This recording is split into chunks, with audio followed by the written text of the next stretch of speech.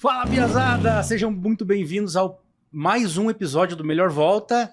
E como vocês já sabem, no começo de cada episódio, a gente tem que agradecer os nossos apoiadores. E eu vou começar com a Digicast, esse estúdio fantástico onde a gente grava o Melhor Volta. Se você tem um podcast, está com uma ideia de um podcast, coloca essa ideia no papel, traz aqui para o Thiago. O Thiago vai desenvolver a ideia com você e você vai ter o seu podcast. Não perca tempo.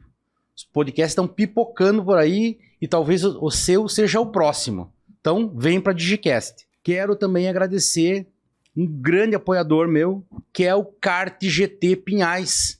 Se você tem vontade de começar no automobilismo, comece pelo kart. Comece brincando, comece se desenvolvendo.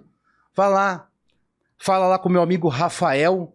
Ele vai abrir um espaço bacana para você, para sua turma, para você poder brincar de kart, né? E começar a entrar no mundo do automobilismo. Tenho certeza que é diversão garantida.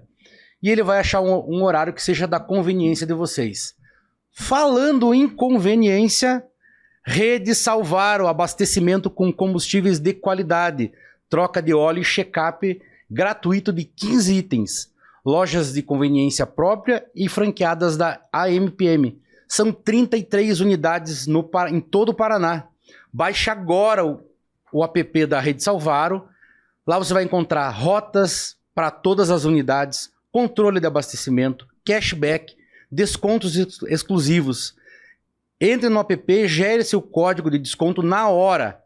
Rede Salvaro, tudo que você precisa, você encontra aqui. Quero também agradecer a Drax Sports, integrante do grupo Drax, conecta empresas a pilotos e atletas, estabelecendo parcerias estratégicas no cenário esportivo, com sólida expertise em gestão de carreiras. A empresa tem como propósito fomentar negócios, concretizar sonhos e proporcionar experiências marcantes e momentos inesquecíveis. São desde 2012 gerenciando carreiras e ligando empresas.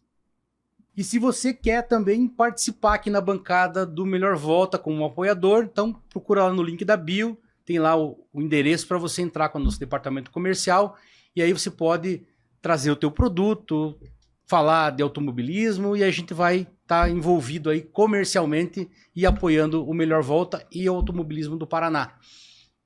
Dito isso, feito aquilo, rola a vinheta e vamos começar.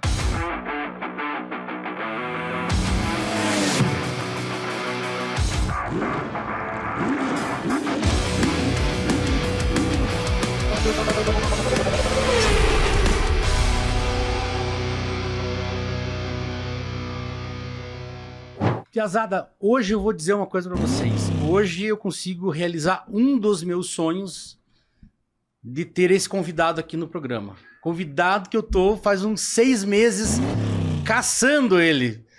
Mas hoje finalmente deu certo e é um cara que eu admiro muito. Primeiro como piloto e segundo como empreendedor, como empresário.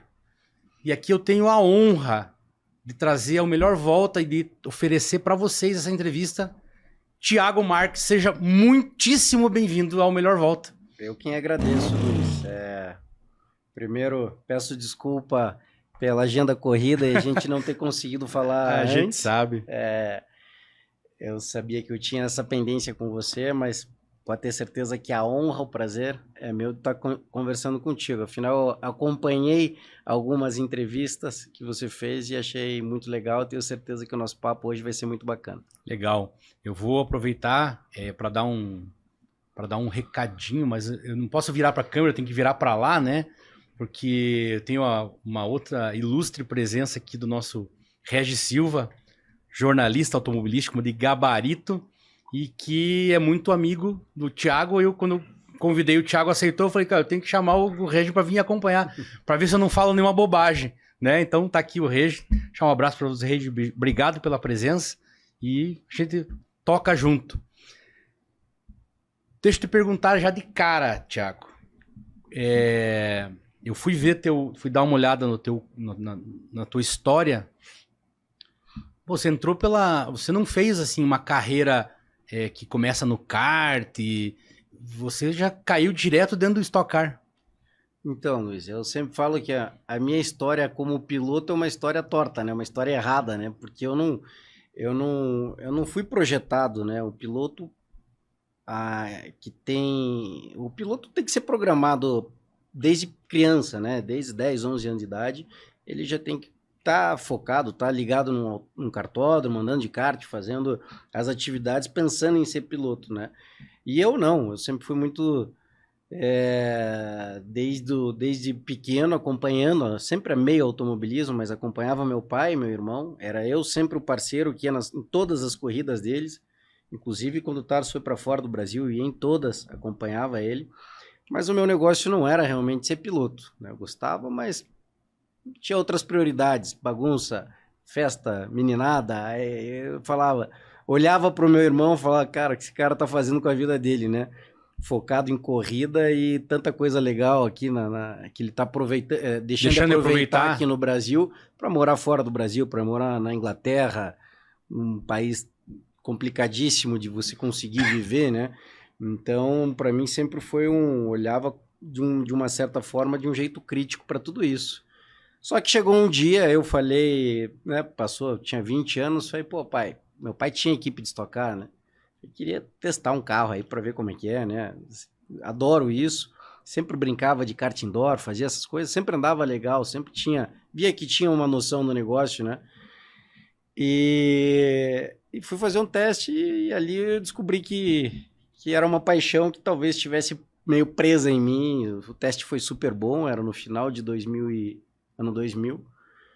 E aí, no ano seguinte, eu me preparei melhor para começar a correr, mas foi, não quero passar por kart, né? Pula essa fase, quero levar um negócio como hobby, uma brincadeira de final de semana. Já tinha meus negócios, estava me formando naquele ano, então já comecei a trabalhar muito cedo, com 15 anos. E falei, pô, agora eu quero ter uma brincadeira para mim. Já tinha uma certa condição para fazer isso. Só que o negócio muito rápido, né? No primeiro ano da Stock Light eu já fui campeão, né? Então... Esse era outro ponto, porque você estreia numa categoria vamos colocar a categoria de ponta no Brasil, né? Só que na categoria de entrada, né? Que é a Light.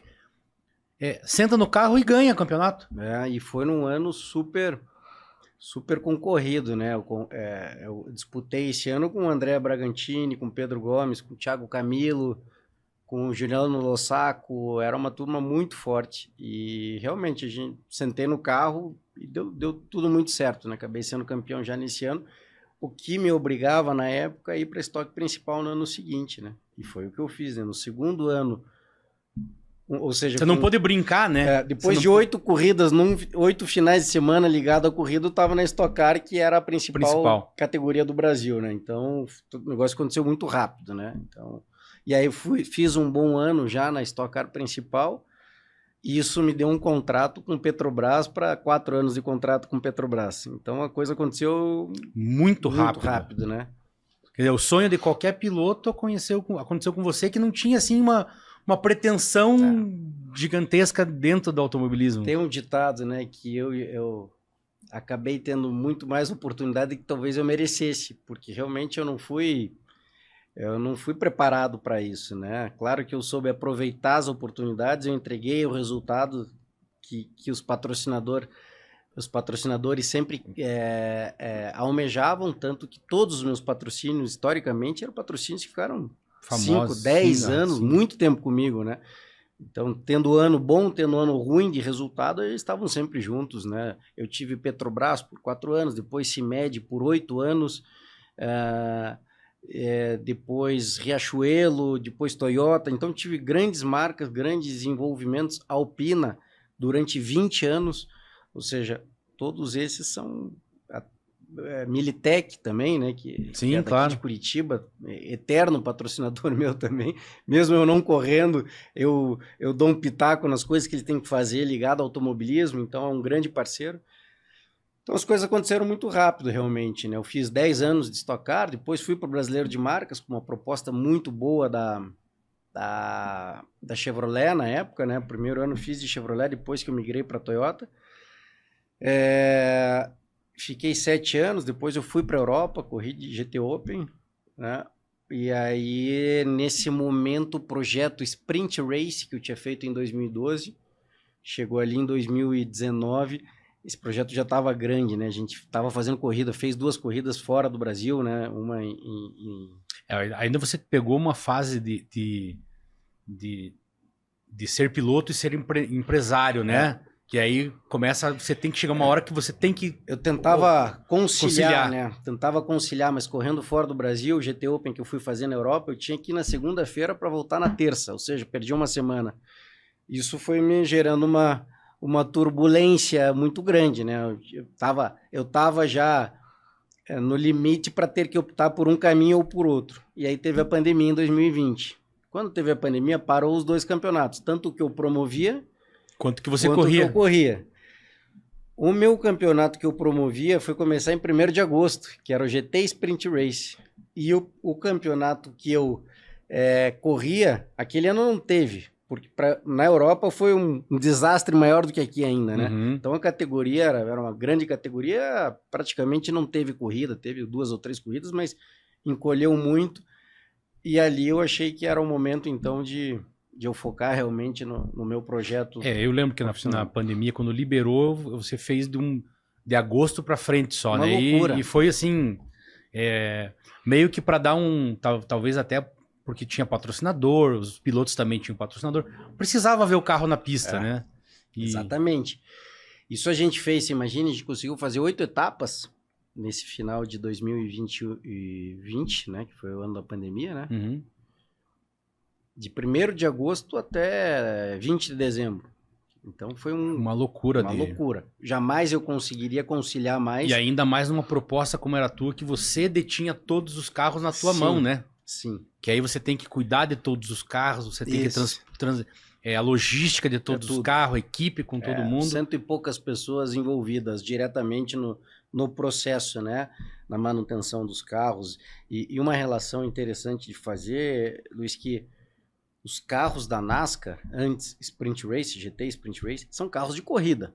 Não é um carro de rua adaptado para corrida, que você põe um pneu slick, um amortecedor diferente, dá um tratinho e vai para a pista. Não, é carro que é feito parafuso a parafuso, tudo artesanal, tudo que demanda mão de obra, tudo que demanda uma revisão muito grande de uma corrida para outra, né? Então, foi uma loucura. Esses 2 anos de pandemia ali para mim, 2020 e 2021, foram anos... eu acho que eu cheguei se eu não estou enganado, o carro que começa a Sprint Race eram os carros da Super Clio. Uhum. Estrutura da Super Clio. É isso? Estou certo nessa informação? Isso. Tá. Eu cheguei a ver o Super Clio andando com a Fórmula Renault e a Copa Clio aqui no Autódromo Internacional de Curitiba. Uhum. Então, era na época amigo, e eu fiz faculdade na faculdade dele, o saudoso Afonso Rangel. Eu lembro dele eu recebi o convite dele para acompanhar ele andar na Super Clio. Então eu estava no final de semana quando estreou a categoria e tal. Na verdade, eu acho que ela estreia em Interlagos, né? Não me lembro. E depois ela vem para Curitiba. Eu não era envolvido diretamente nesse projeto, né? Uhum. Era mais o meu irmão quem administrava. Não me lembro exatamente por onde ela começou. Mas os carros da Sprint Race, sim, começaram com esses carros da Super Clio. Tanto que a gente usou o motor Renault durante 2 anos, né? 3 anos. 2012, 13 e 14. Aí 2015 já foi para o motor V6 e o carro já era outro. Em 2020, quando entrou GT Sprint Race, aí sim mudou tudo. Não tinha mais chassi, não tinha mais nada do projeto anterior, né? Não aproveitou nada. Mas, sim, dá para dizer que veio um projeto lá de trás, um projeto super bem feito, né? Porque é um carro com uma concepção incrível, né? Que você hoje vê todos os supercarros, os principais protótipos, todos eles, piloto central, motor central, piloto sentado no meio. E até hoje, cada dia mais isso, né? E aí a gente fez isso há 20 anos atrás. Eu vou mais longe ainda na minha memória. Teu pai tentou fazer um ômega. Assim, era o banco no meio, e tiveram que fazer uma gambiarra no câmbio, porque ele ficava embaixo, né? Mas eu lembro desse projeto, da tentativa já de fazer Mas um carro... ele fez o carro. Fez o carro. E o carro desempenhou tanto que o regulamento proibiu ele, porque ele ganhava corridas e corridas, liderava o campeonato com sobra e proibiram. Por causa do equilíbrio que dava o carro, né? Exatamente. Equilíbrio, distribuição de peso, né? Quando você põe o carro na balança, quanto melhor você pôr o peso igual nas 4 rodas, melhor o carro desempenha, né? Então, ele fez esse projeto e foi super bem sucedido em 90 e alguma coisinha. É isso aí. Né? E aí essa concepção do projeto do Super Clio, que envolveram alguns engenheiros de fora do Brasil também, foi muito bem-vindo, né? Tanto que depois o Sprint Race, quando souberam que era o projeto da Super Clio, também já começou uma categoria legal, porque sabiam que o projeto era muito legal, né? E aí a gente foi evoluindo, ano a ano o carro, até chegar no carro de hoje, né? E como é que veio essa parceria com a NASCAR? Porque ela, assim, a tua categoria ela vem evoluindo e é uma categoria para mim muito bacana de acompanhar, porque ela muda um pouco agora esse ano, né? A gente já vai falar sobre isso, mas ela é bem democrática, tem ali seus categoria Pro, categoria Pro-Am, AM, então ele tem ali uma certa... bem democrático, uma proposta de o piloto ou o patrocinador banca a própria categoria, a categoria tem lá o carro à disposição para ele, né?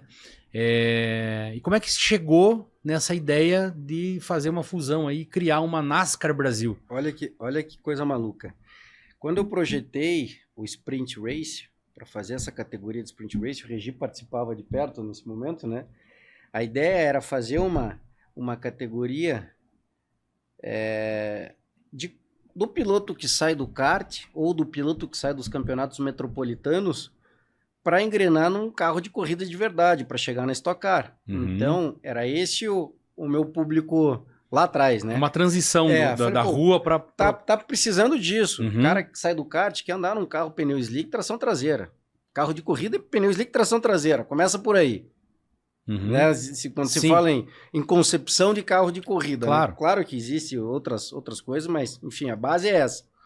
E eu falei, pô, a gente precisa encaixar isso aqui, né, para dar essa oportunidade. Tem essa falta no Brasil, e a gente começou o projeto em cima disso, tanto que lá atrás era forrado de jovens pilotos, né? O papel que faz hoje é Stock Light, né? Stock Series, Stock Light.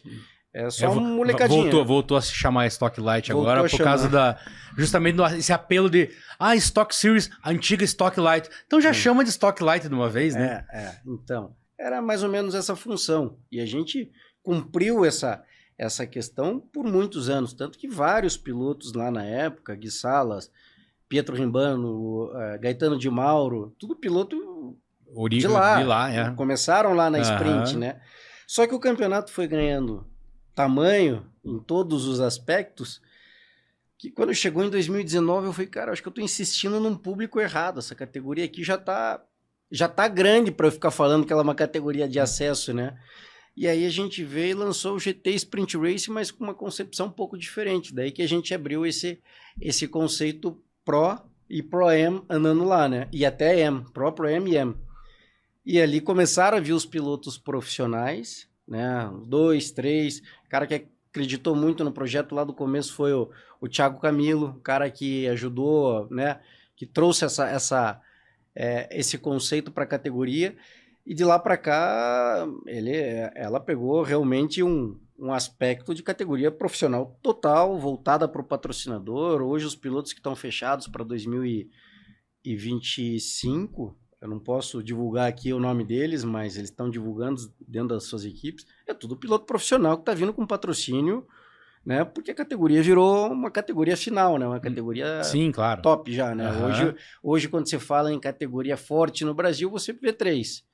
Copa Truck, que tem pilotos profissionais que vivem daquilo e são remunerados, Stock Car, e a NASCAR, né? Então, a gente foi um caminho normal da categoria desde Sprint Race, que foi pegando por si só até chegar onde está hoje. Exatamente, esse é o ponto, quando eu falei no começo lá, que eu tenho admiração por você como empreendedor, porque não ficou só na paixão e no idealismo de uma categoria.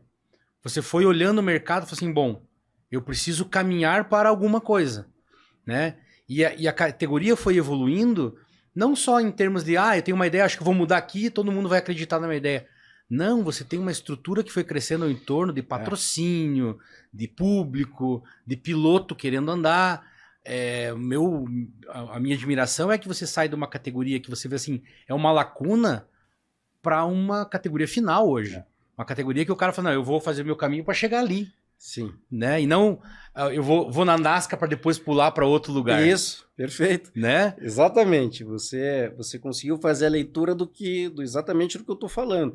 Isso foi interessante, que foi natural. Tudo foi pegando tamanho. Então, cada final de ano, eu tinha que mudar, eu tinha que inventar, eu tinha que ser ousado para ir para cima, para ir para frente a categoria, entendeu? Como nesse ano, uma grande mudança que a gente fez, a categoria deixa de ser monogestão para ser repassado os carros para as equipes e as equipes fazerem a administração dos carros, a parte comercial, o relacionamento com os pilotos, a contratação dos pilotos, né?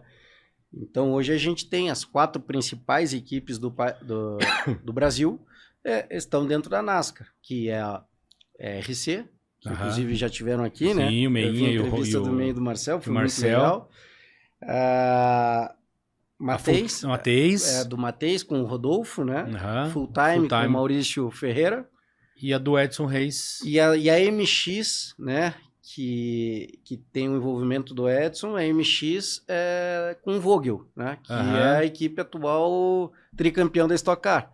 Então, as principais equipes acreditaram nesse processo e vieram junto com a gente. Então, todo ano eu tô tendo que criar coisa. Mas isso que tira das... Quando o primeiro que me falou em off, me deu a dica de que ia fazer isso, e daí na semana seguinte já saiu a notícia, foi o próprio Edson Reis, né? Quando eu entrevistei ele aqui.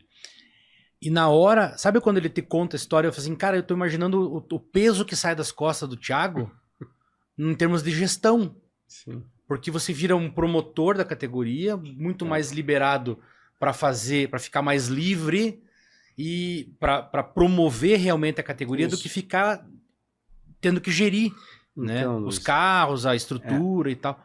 Repassa essa parte para as equipes, vão fazendo um padrão de excelência que eles fazem e você consegue fazer excelência naquilo que você também é bom, que é a promoção do evento. Perfeito, Luiz. Esse foi o intuito dessa mudança. Eu tenho um sócio no projeto NASCAR, que é o Carlos Coll, todos conhecem. Inclusive, eu sei que é difícil, porque Curitiba sem autódromo, e eu vou bater nessa tecla aqui até a gente construir algum, né? Curitiba sem autódromo, a gente dificulta muito a vinda de grandes nomes para a gente poder entrevistar, para poder bater um papo. O Carlos Coll é um deles, né? O cara que faz automobilismo numa excelência, em tudo que ele põe a mão, o troço funciona, né? Com excelência. E outros nomes, pilotos de fora, que você fala assim, vai para Curitiba, não é minha rota, né? Então, assim, a gente voltou a ser uma rota de alguma coisa, né?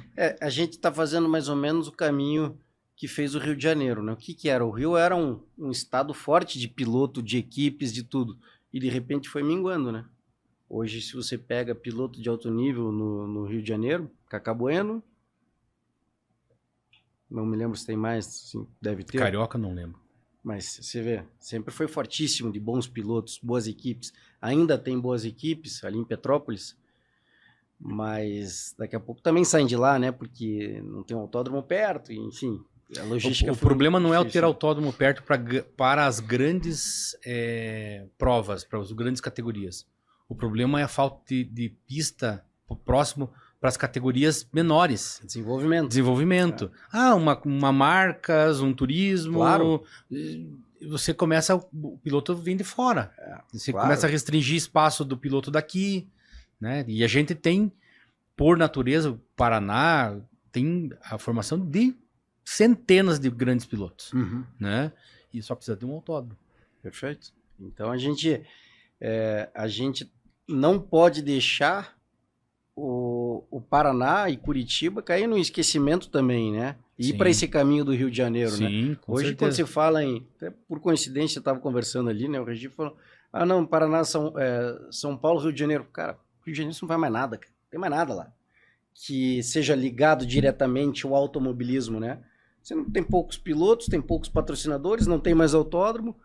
Pô, tiraram do cenário, né? É triste pensar nisso, né? Sim. E é um trabalho, um movimento que a gente tem que sustentar aqui no Paraná, porque é muito forte o automobilismo, né? É a federação que mais gradua pilotos, né? Que tem mais carteirinha de piloto, é a Federação Paranaense proporcionalmente, né? Uhum. Então o trabalho ainda que é feito pelo Rubens Gatti é muito bem feito. Só perde para São Paulo, eu acho. Só perde para São Paulo, é muito próximo. Sim, só que a relação de habitantes em São Paulo com o Paraná, né? Isso, cara, e assim, primeiro a população, né? Isso. Segundo, tem um autódromo que funciona o tempo todo, né? Sim. Não 2, 3 autódromos Sim. que funcionam bem. Então a gente tem esse desafio, os curitibanos, os paranaenses, de manter isso aí, né? Ainda a gente tem bons pilotos, grandes pilotos em evidência, né? Agora a gente perde o kartódromo aqui também, que era um kartódromo que recebia muitos eventos, tinha muita gente envolvida, mas você vai perdendo espaço, né? O resultado a gente não pode deixar ir para o lado ruim aí do nosso estado.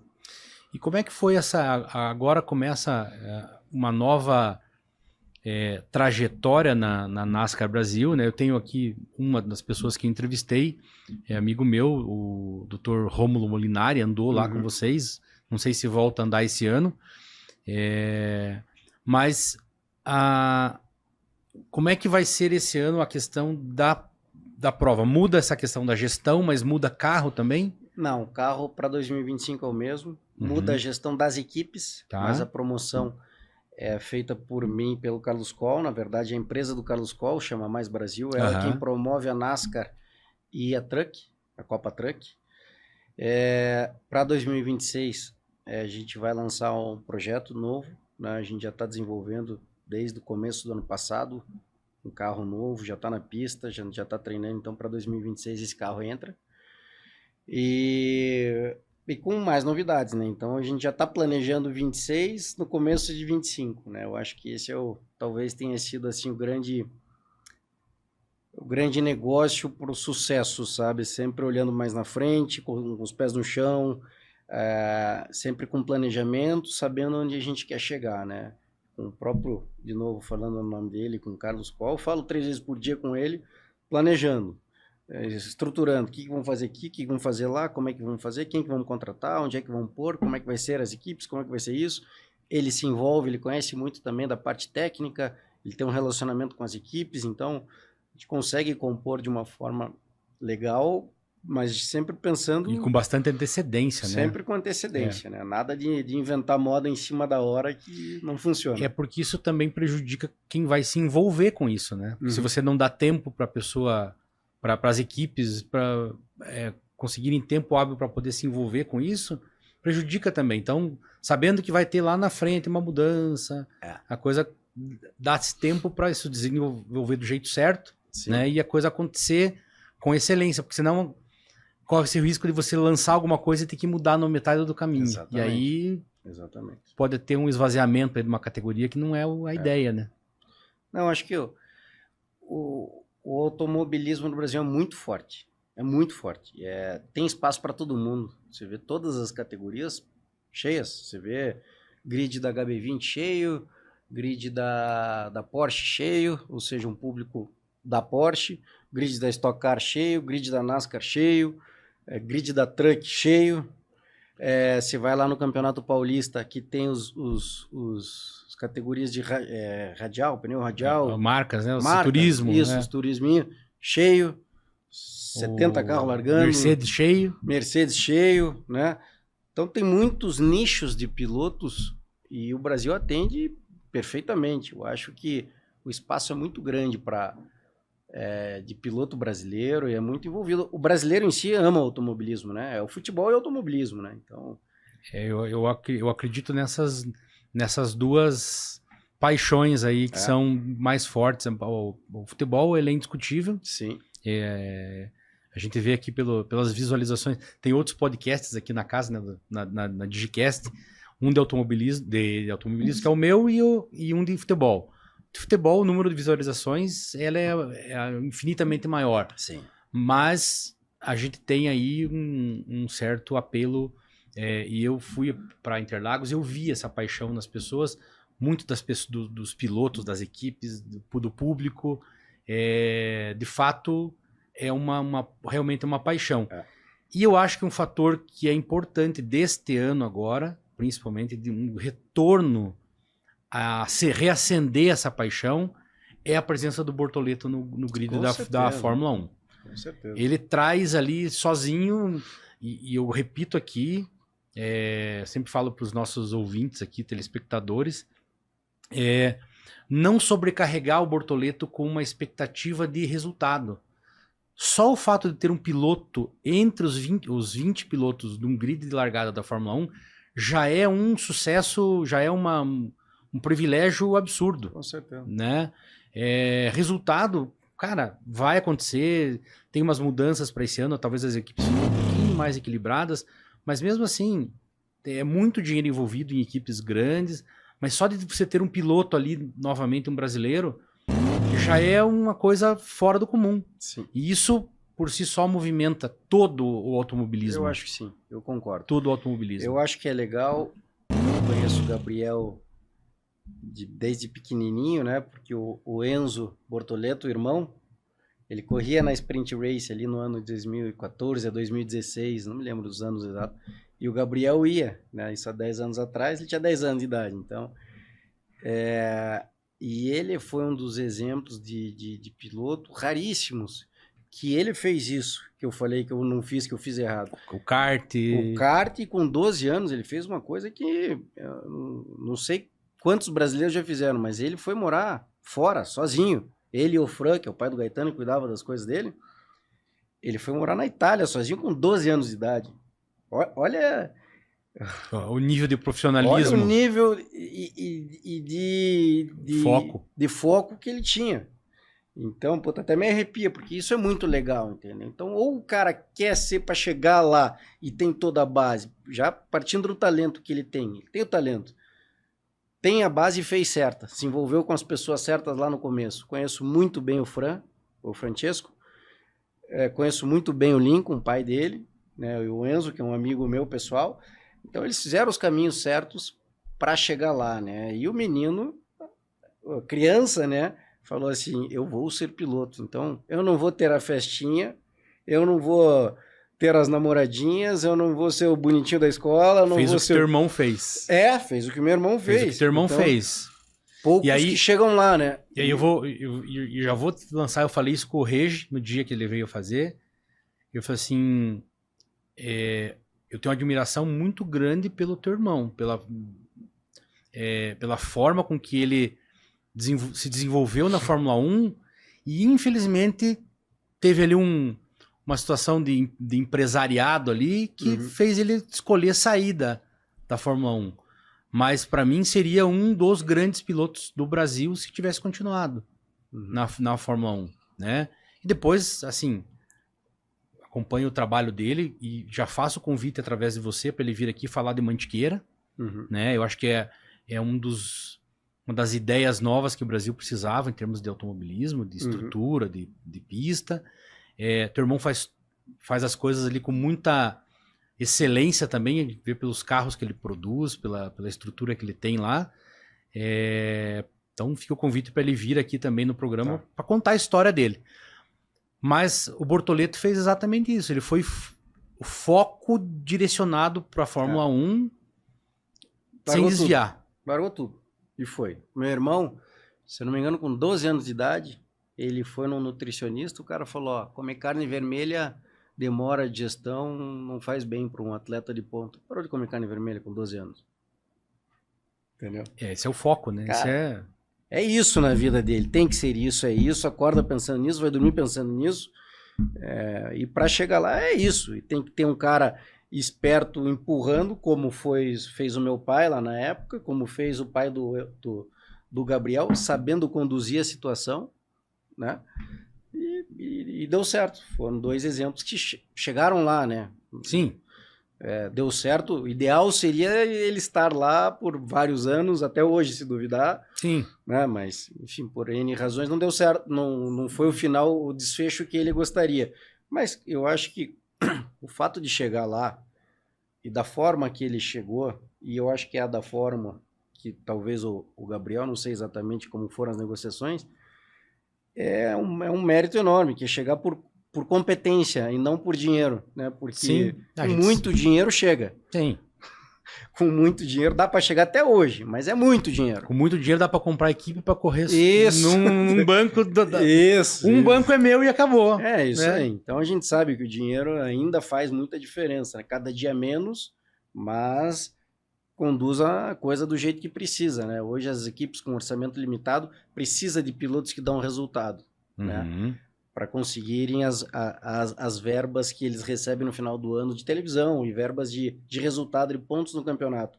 Então é importante ter piloto bom para as equipes, senão... Piloto que consiga resultado com o que tem, né? Com o que tem. Então isso ele ganha para o futuro, né? Então antigamente não tinha isso. Então o cara que chegava com uma mala de dinheiro ganhava, entrava e corria. Era piloto de Fórmula 1, teve muitos assim, sim, né? sim, inclusive sim. brasileiros.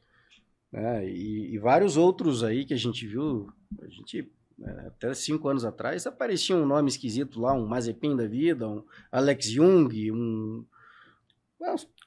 que era desconhecido para o mundo, de repente cai na Fórmula 1. Sentou lá na Fórmula 1. Daí você fala, mas tá tomando 8 por volta? Não, mas tudo bem. Cai no dia o dinheiro lá para a equipe e tá tudo certo. Você vê que hoje não tem isso, né? O nível da Fórmula 1. Quem que é ruim? Não tem ruim. Não. Qualquer um que não tem fique ruim. numa equipe boa vai ter resultado. Exatamente. Né? Ainda é válido o carro. 80% é o carro, na minha opinião, 70%. Mas ruim não tem. Ruim não tem. Esse tipo de situação hoje que acontece, nós estamos falando de Fórmula 1, mas ela acontece, por exemplo, dentro de equipes hoje da Stock Car, da própria NASCAR, de você ter pilotos que têm muito dinheiro, mas não têm o resultado ainda, ou tem pilotos que são... O cara tira leite de pedra num carro, mas não tem apoio financeiro? Olha, os dois regulamentos, tanto da NASCAR quanto da Stock Car, são muito limitados. Então, a gente sabe que sempre na Stock Car, quem vai entrar como favorito, a gente sabe que aí são as equipes, né? Que é o Meinha, né? As equipes do Meinha, ou as equipes do Mateis, ou a Full Time. Um desses três vai sair o campeão, né? Então, numa dessas três equipes vai ser o campeão. Mas assim, cara, eu não sei nem te responder. Eu acho que o que vale realmente é o conjunto, né?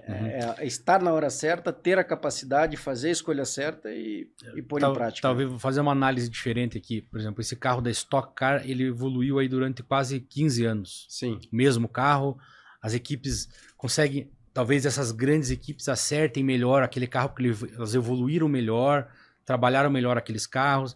Teve equipe que entrou, que saiu, compra carro de um, remonta, mas algumas equipes foram mais perenes na categoria. Agora tira os carros de todo mundo, carro novo. O desenvolvimento a partir do zero para todas as equipes. Pode surgir aí equipes com pilotos que comecem que fuja dessa bolha aí? Não. Da Full Time, da Mateis? Não vai acontecer isso. Acho que não. Vai ser os três. Arranca uma roda e põe para fazer o carro com 3 rodas, quem vai ganhar é um dos 3. Entendi. Corta o orçamento, vai ser um dos 3. Libera o orçamento, vai ser um dos 3. Não tem. É diferente. A composição da equipe, a liderança, a postura, o que o Meinha tem aqui, o papo que você tem, é um cara obstinado aquilo, vive aquilo, acorda pensando naquilo, vai dormir, tem... A busca pela excelência. Tem que ser perfeito, né? Tem que ser tudo. Eu fui lá visitar a oficina lá do Meinha e aquilo parece uma clínica, né? Assim, tudo organizado, tudo... O mínimo, né? Mas assim, fora isso, os detalhes para que aquilo faça... Então, e aí, por que eu acho que continua na mão desses? Pelo seguinte, eles já têm um patrocinador que confia no projeto deles e traz dinheiro para a equipe. Então, a parte financeira já tranquila. É uma coisa a menos. Né? É a coisa a menos, né? É. É muito importante. Não é uma coisa, não mas é uma. A coisa, exatamente. A mão de obra que ele formou, ele já tem mão de obra de 10, 15 anos. Ele olha para o mecânico já sabe o que fazer. Uhum. O mecânico tem o comprometimento de que aquele parafuso tem que ser com torque X, ele vai lá e faz. Não é um mecânico novo que chega ali de freelance, que nem uma equipe ou outra tem, que aperta o parafuso de qualquer jeito, esse parafuso espana ou solta, enfim.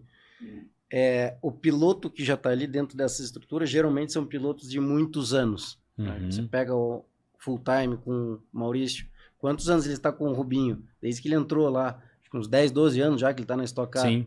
Quantos anos está Daniel Serra, Ricardo Maurício, que agora vai trocar, com Meinha? Quantos anos está Thiago Camilo com o Matheus? Você veja até uma coisa interessante que você falou. Eu conversei isso lá e falei assim, tá, mas por que o Daniel e o Ricardo Maurício estão saindo, né?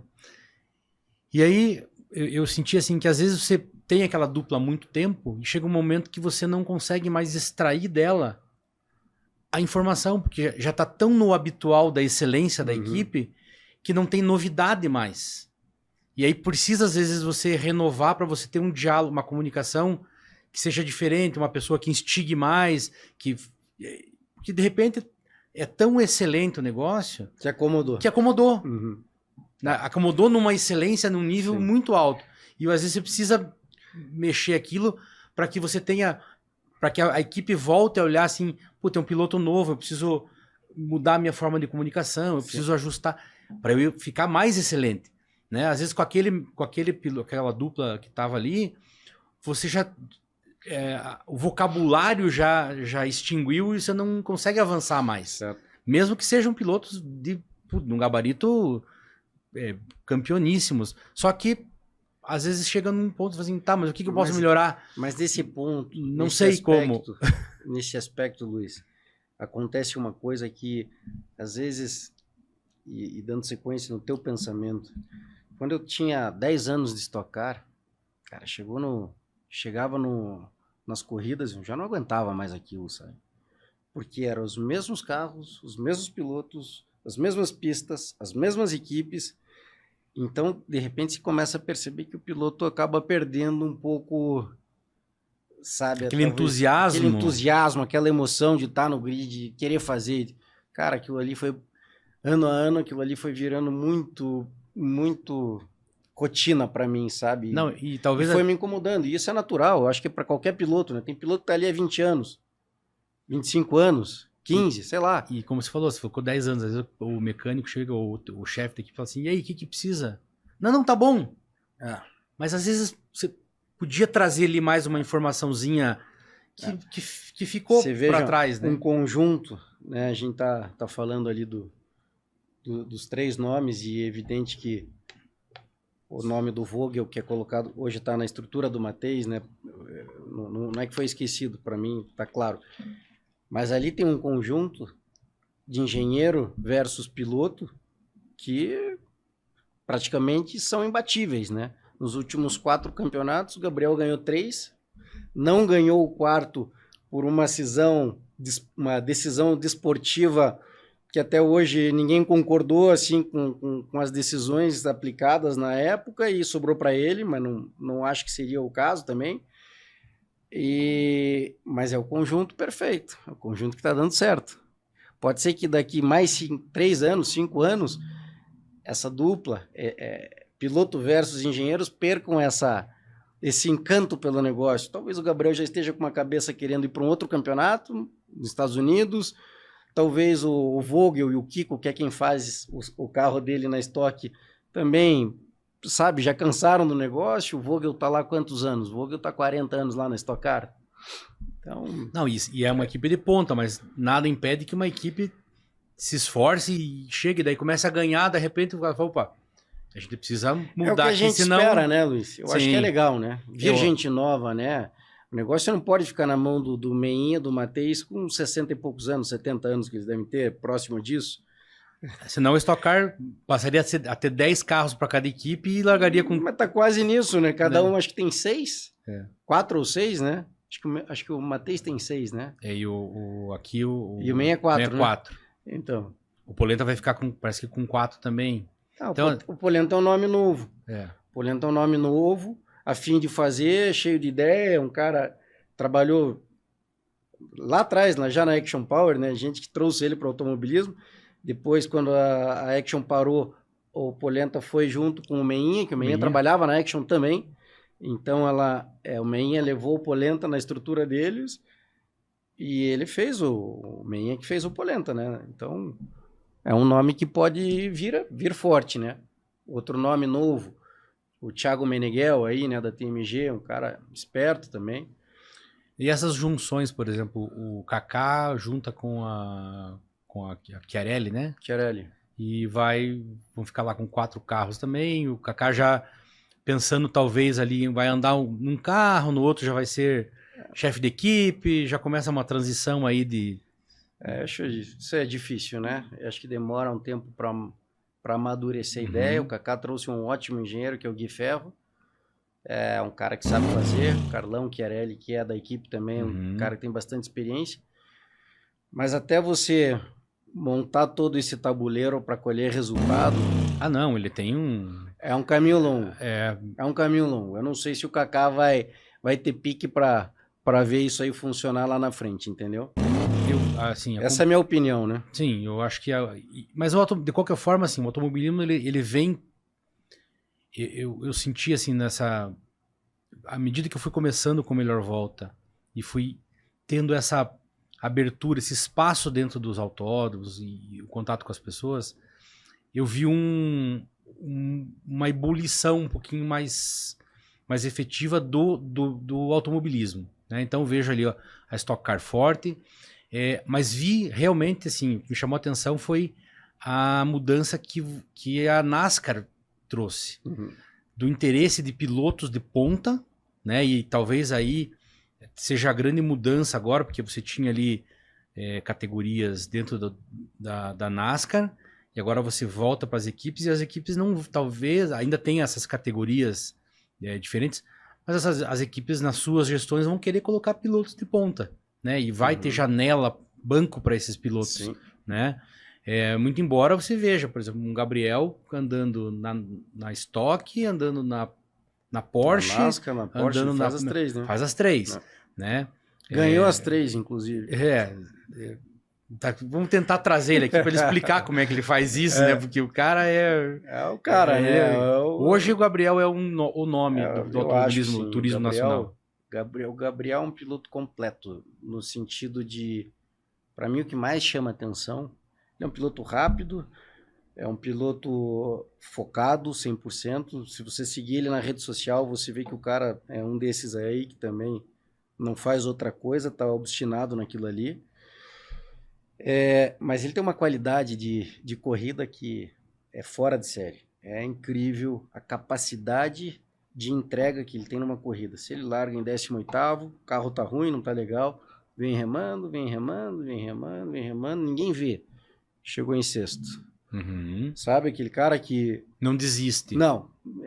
Chega com o carro inteiro, chega com condição boa de pneu no final da corrida, cuida do carro, então tem pouco problema mecânico, tem piloto que é cupinzão de ferro, né? Que judia do carro, é rápido, mas acaba com o carro, né? Isso conta muito, né? No decorrer da corrida. Faz uma primeira metade da prova voando, depois fica sem pneu lá no final. Isso é normal, né? A gente vê muito disso, né? E o Gabriel tem essa capacidade que para mim, é fantástico, cara. Não me lembro de ter visto um piloto assim com uma qualidade tão forte, tão determinada quanto essa. A consistência dele é muito forte, né? É muito. Ele entrega. Na NASCAR era a mesma coisa. Não me lembro se ele fez pole position esse ano na NASCAR, acho que não. Mas independente da posição que ele largava, ele vinha e ganhou 4 corridas. Sabe, o cara que entrega, não adianta. Ele tem um carro impecável da primeira à última volta. E isso bota uma pressão nos outros, porque assim, como ele é muito consistente, se o outro errar, ele passa. Se o outro errar, ele toma posição. Sim. É consistente, o carro não... Como você falou, o carro não, ele não judia do carro, E pode não ser o mais rápido, mas como ele é consistente, se o outro errar um pouquinho, ele vai chegando mais perto. E não é que não seja rápido. Também é bom, é rápido. Uhum. Agora, qualidade de desempenho de corrida realmente vale um estudo especial. Outros caras bons assim, Daniel Serra, eu vejo. O Kaká, com um carro bom, Kaká Bueno, é um cara que tem uma leitura de corrida assim incrível. O Kaká foi 4 anos meu companheiro de equipe, né? Cara, é invejável o que o cara fazia na corrida, né? E eu comparava diretamente telemetria com ele, né? Então sabia tudo que estava acontecendo. Mas a capacidade, a inteligência que eles gerem uma corrida é fantástica, é muito legal. Cara, eu vou assim, eu sei que você tá com o teu horário meio estourando aí. Eu vou fazer uma pergunta, já que você gosta de falar, você tem tempo para responder. Como o nome do programa chama-se Melhor Volta, eu sempre faço uma pergunta final, que é pro meu convidado buscar lá na memória, assim, dos anos de automobilismo, e eu vou perguntar para você, lá no fundo da memória do Thiago Marques, qual foi a tua melhor volta? Aquela volta que você deu, você falou assim, cara, essa volta veio tudo que podia vir.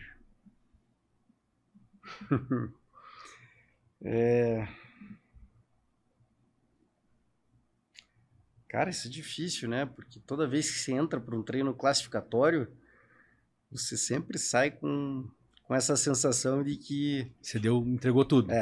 Ou você errou ou você entregou tudo e era o que dava para fazer. Então... Mas qual foi aquela volta que você desceu do carro e falou assim, puta, essa volta foi... Cara, acho que uma etapa que me chamou a atenção para isso foi a primeira circuito de rua de Salvador. Acho que foi o primeiro circuito de rua da Stock Car, que eu fiz pole no Q1, né? E depois eu não repeti, acho que acabei largando em quarto ou quinto no Q2. Mas eu fui primeiro no Q1 e deu aquela emplacada em pista de rua assim, né? Aquelas coisas que você... 1 milímetro para cá, 1 milímetro para lá, que você fala, pô, quando termina a volta você consegue respirar, né? Eu acho que foi nessa etapa em Salvador, acho que aí por 2007, por aí, 2006, eu não me lembro a data. Mas foi um Q1 da etapa de Salvador, foi daquela que eu falei, cara, essa saiu da cartola, do mágico. Boa. Acho que foi essa, sim. Cara, que bacana. Só para voltar num assunto antes da gente encerrar, como é que foi o desafio de Curvelo, de fazer o primeiro oval brasileiro para uma categoria que é a NASCAR Brasil? A gente não tinha uma promessa para a NASCAR nos Estados Unidos e que em 2025 a gente apresentaria um projeto. Em 2026 a gente faria uma etapa no oval. E a gente fez uma corrida... Eu descobri pelo satélite no Google Earth, olhando lá a estrutura do circuito de Curvelo, que já tem uma pista, tem um espaço de automobilismo fantástico, hein? Eu vi aquilo lá, eu falei, acho que aqui cabe um circuito oval, sabia que tinha era uma pista privada, tinha um proprietário entusiasmado, né? Eu vi aquilo lá, liguei para ele um dia, Marco Túlio, o nome dele, falei, Marco, vou aí para Curvelo, tô com uma ideia para te mostrar. Peguei o Luiz Ernesto, que é o diretor de comissão de autódromos da CBA, falei, vamos junto comigo, o que você quer? Eu falei, tô com uma ideia na cabeça aqui, você vai me ajudar nisso aqui. Fomos para lá, vimos o espaço, vimos a pista, vimos o que podia fazer, vimos o que tinha que construir, o que tinha que tirar, onde que pôr. Falei isso para o Marco Túlio, ele só ouviu naquele dia, né? Um cara muito observador, assim, muito inteligente, interessante. Ele ficou quieto, eu saí de lá todo entusiasmado, eu falei, aqui dá para fazer. Mas o grande desafio sempre é dinheiro, né? Quando a gente vai arrumar um dinheiro, alguém que banque essa ideia, né? Ainda que um oval seja algo mais viável, porque é uma pista menor, né? Uma pista de 1.250 metros, 1.000 metros, precisava, né? E eu saí de lá, mostrei a ideia, o Marco olhou, deu umas ideias, um cara super esperto, assim, em todos os sentidos. Me ligou no dia seguinte e falou, Thiago, o negócio é o seguinte, sou o Col participando junto, evidentemente, acho que até ligou pro Col. Col, se você trouxer 3 anos a categoria para cá, eu ponho dinheiro, eu faço isso acontecer. O Col me liga, Thiago, o Marco disse que bancou o projeto lá. Eu falei, bom, Se ele tá falando, vamos deixar, né? Se ele vai fazer é outra história. Vamos ficar quietinho, não vamos divulgar, não vamos fazer nada pra gente ver se o negócio vai acontecer. Pô, passou uns 45 dias, o doido do Marco monta um grupo, eu, o Col e ele, e começa a mandar foto lá de 10 caminhão rodando, montando, fazendo asfalto, levando grade, montando brita, 100 pessoas trabalhando. Falei, cara, o cara vai fazer esse troço acontecer mesmo. Agora é só arrumar a data e fazer as 3 etapas. Exatamente, colocamos a data no calendário, ele cumpriu assim 100% do que ele falou no primeiro ano. O autódromo ficou perfeito, né? Uma curva com ângulo. Eu acompanhei a construção e acompanhei a corrida. O autódromo ficou incrível, né? Veio gente dos Estados Unidos, da comissão dos Estados Unidos, avaliar aquilo. Falaram, cara, que autódromo fantástico, totalmente conectado com as pistas ovais nos Estados Unidos. Uma delas, uma pista longa com 16% de inclinação, bem legal, uma pista rápida em 4ª marcha, assim, 180 por hora, mas muito legal. E, cara, o evento foi fantástico, os pilotos eu acho que saíram muito bem, a gente conseguiu liberar treinos extras para eles entenderem como que é essa concepção. A dinâmica do oval é diferente, a dinâmica né? É totalmente diferente, né? E engana-se aquele que fala, é só 2 curvas, é fácil. Cara, não tem essa. É aí que pega, porque larga todo mundo em 5 décimos, né? Uma pista tem 30 segundos. Então é tudo muito próximo, né? Então qualquer detalhe faz a diferença no oval, né? E esse oval hoje para a NASCAR, ele aproxima a NASCAR da NASCAR dos Estados Unidos? Ela consegue aproximar esse piloto da gente ter a esperança de ver um piloto brasileiro andar numa NASCAR? A gente tem esse plano, essa ideia. Eu acho que esse ano a gente vai caminhar. Não, tem muita coisa que fica um pouco restrito de falar aquilo, mas a gente tem um projeto de desenvolvimento de levar um piloto para fazer, para chegar na NASCAR principal, né? Então, esse piloto já está selecionado, já tem total potencial para fazer bonito lá, né? Então, existe esse plano sim, e a gente está trabalhando bastante para isso. Legal. Thiago, a bancada é toda sua para uma finalização aí do nosso bate-papo. Manda recado para quem você quiser e depois eu fecho o nosso bate-papo aqui. Tá. Não, primeiro, novamente agradeço o convite, a paciência aí é isso, cara. de me receber aqui. Eu achei que uma hora você ia falar, Thiago, esquece, cara, nem apareça, não quero te ver na frente mais. Mas um papo legal, infelizmente bem curto, porque eu tenho que sair correndo aqui. Então já fica a promessa de até o final do ano a gente volta com mais calma. Com mais calma e com novidades. Volto sim, a conversa é boa. Sempre um prazer falar com quem gosta e quem entende de corrida. Obrigado. Isso é muito legal, porque a conversa flui. Sim, tudo que eu falo, você capta e já avança. Então foi muito, muito prazeroso. Valeu, realmente obrigado. Esse papo. Você foi bem. Não sei qual que é a tua especialidade, mas você está fazendo um bom papel. Cara, na verdade, assim, ó, vou te contar, então, já aproveitando. Eu sou de formação, eu sou cirurgião dentista.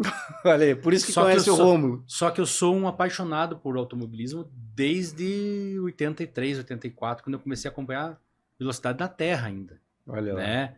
Então, até no final da temporada, na última etapa de Interlagos, lá da Stock Car, encontrei o Zonta e o pai dele. Eu vi o pai dele andar de Dodge. Na Terra. Então, assim, a minha paixão pelo automobilismo é dessa época. E o Melhor Volta surgiu com uma possibilidade de eu me aproximar e ter essa possibilidade de falar com as pessoas que eu via correr, que eu via, né, do lado de cá do box, da arquibancada. Falei, como é que eu posso falar com esse pessoal aí? Falei, vou montar um podcast e a gente vai entrando nesse mundo, né? Um pouquinho antes da tua entrevista, eu acabei tendo a possibilidade de falar com o Edson Massaro, que é o promotor, grande, na verdade, da Cascavel de Ouro. Sim. E já está prometido a minha estreia na Cascavel de Prata no final do ano, né? Então eu já vou para dentro do carro, né? Que esse era um grande sonho meu, né? E a possibilidade de estar no meio. Então, quando você fala assim, putz, Thiago, quero visitar a tua oficina, posso levar o Melhor Volta lá? Beleza. Esse acesso ao mundo do automobilismo, para mim, sempre foi uma vontade, um desejo muito grande, né? Que eu tô, assim, conseguindo realizar com pessoas que nem você, que vamos lá, apareça aqui, vem aqui. Polenta veio, fui na oficina dele, o Meinha veio, fui na oficina dele. estive nos boxes lá da 1000 milhas para entender aquilo. Largaram 70 carros, são 70 corridas diferentes. Sim, né? Cada um tem a sua história. 15 categorias e você vê que cada um tem uma história na corrida. Isso para mim é muito legal, esse movimento de aprender mais e conhecer mais. Certo. É o meu objetivo aqui da bancada. Que bom. Né? Daqui a pouco a gente vai começar a gravar algumas coisas fora, então vou lá visitar algumas equipes, algumas pessoas. E o terceiro objetivo é andar em alguma categoria. Né? Então esse é o meu... Sucesso. A minha caminhada, né? Sucesso. Então é isso. Então, legal, agradeço mais uma vez.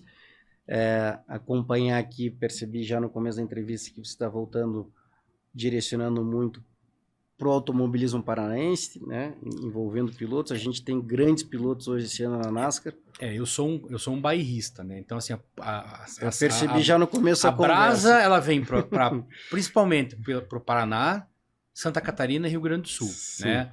Por quê? Porque a gente não tem esse espaço em outros lugares. Uhum. São Paulo não dá um espaço para um paranaense ficar falando, e eu, como paranaense, tenho que dar esse espaço aqui, né? Então a ideia do Melhor Volta também é fomentar a empresa daqui, a equipe daqui, o piloto daqui, para poder fortalecer, para que a gente possa dizer assim, olha, a gente tem um espaço forte e a gente está na hora de ter o nosso espaço para correr de novo.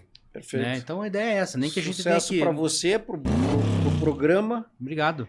E para os pilotos paranaenses que vão estar aí nas principais categorias. Na NASCAR aí que eu já vi fechado ali vai estar Léo Torres, é um fantástico, um piloto incrível, que é uma cria da NASCAR, né? Um cara bicampeão já da categoria, mas ele começou na Sprint Racing em 2019. Então, um cara que entra para disputar o campeonato, sem dúvidas.